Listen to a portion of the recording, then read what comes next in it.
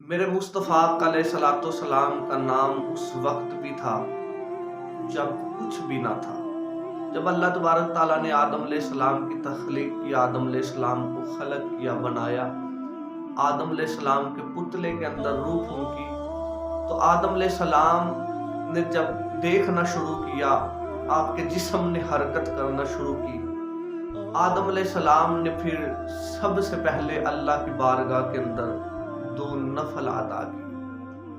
पहले आपने कयाम किया, खड़े होकर तो अलिफ बना, फिर रुकू के अंदर गए तो हा बना, फिर सजदे के अंदर गए तो मीम बना, फिर तशहद की हालत के अंदर बैठे तो दाल बना, गोया के नाम अहमद बन गया। इस तरह कह लें कि इबादत खुदा की थी, नाम मेरे मुस्तफ़ा का था।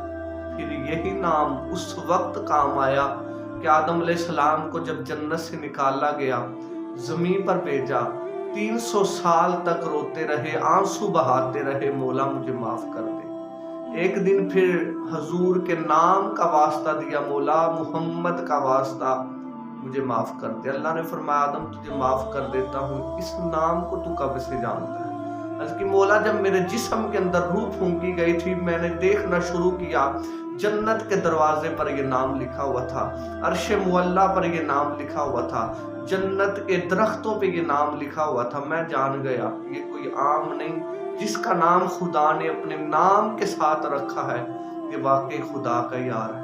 अल्लाह ने फरमाया, आदम हाँ मैंने तुझे माफ़ भी कर दिया, और याद रखना ये वही मोहम्मद है। अगर मैंने अपने मुस्तफ़ा को मोहम्मद को ना बनाना होता तो मैं कुछ भी ना बनाता, हत्ता कि आदम मैं तुझे भी खलक ना करता अगर मैंने मुस्तफ़ा को ना बनाना।